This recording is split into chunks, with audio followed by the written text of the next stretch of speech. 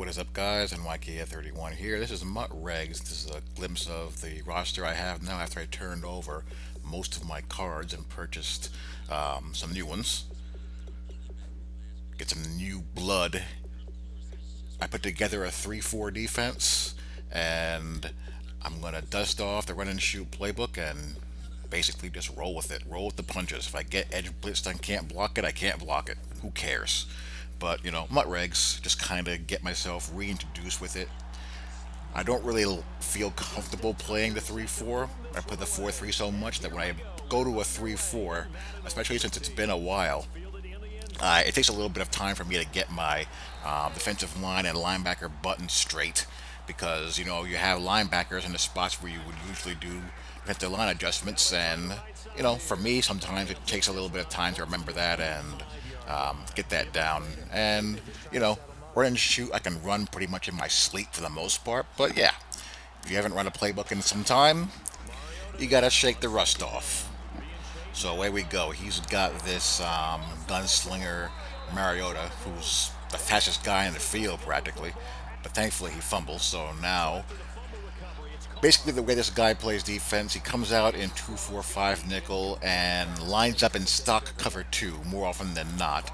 But because of the formation, I have to be conscious of being on the alert for edge heat. More than likely, either buck slant show two or nickel blitz two, and of course, I have a 2x2 set. Edge heat pickup is dicey at best. So I get on the board there. So you know, back on D. Again, that's 92 speed combine Bud Dupree, and Mariota just scoots right on by him. And I'm going to see the. This is the type of player who is obvious about what he's going to do based off of the formation that he's in. Get gassed up, punk. I'm not going to let you come out and zone a shot and just chuck the ball downfield with a million hot routes. I don't know how that got through, but this is the kind of guy who's ultra predictable based off of the formation that he's in. If he's gonna run, he's gonna go, you know, heavy sets. If he's gonna pass, he's gonna go out of split close, gun close, or some type of twin set. It's really, rock paper scissors kind of stuff. He gets sacked there, and if I just take care of business, I don't really feel like he has enough in his arsenal that's gonna cause too much problems. But you never know with these kind of games. Madden can be like a box of chocolates at times. No fumble there. This Sorensen I sold pretty quickly. He's not very good. He's kind of slow. He's tall. He's got his own coverage at 90, which you can get to 91 if you chem them up. But he has conservative play ball trait, which I hate. I mean, the guy gives up completions like it's his job. Even more so than most safeties in this game. He's just not very good. Sometimes you do get what you pay for. So anyhow, back on offense.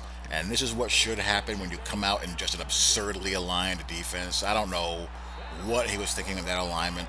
And Alshon Jeffrey just goes straight down the sideline.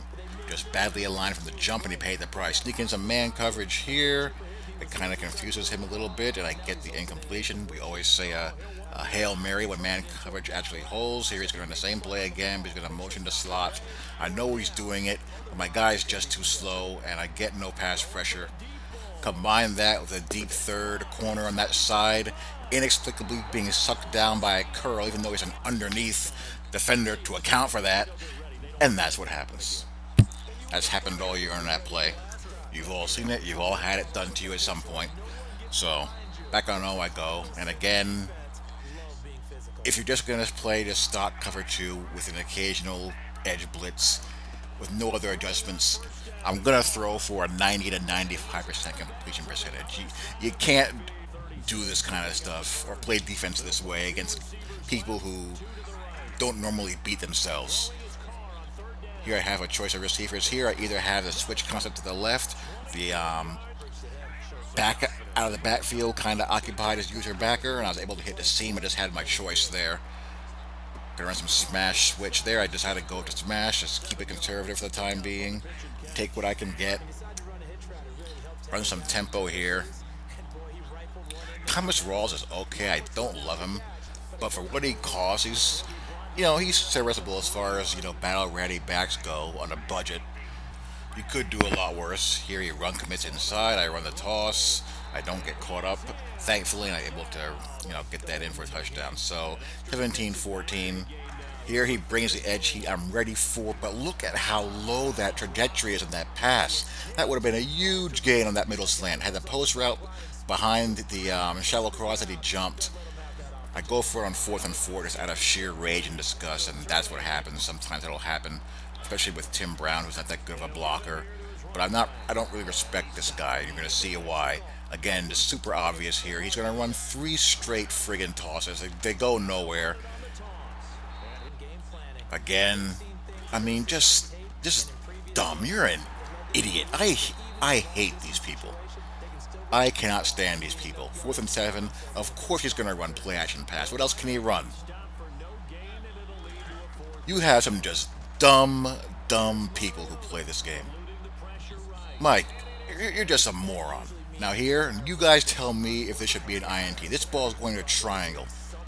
Look at where the linebacker is. Look at the depth of the route, and look at how low that pass was thrown. He was just sitting there, just pressing triangle.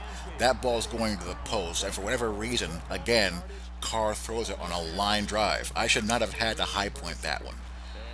The post route was a good 10 yards plus behind the user backer, and I still couldn't get it over his head. He just threw a straight bullet. So I'm kind of annoyed at this point. I feel like I've gotten the shaft in the last two pass attempts.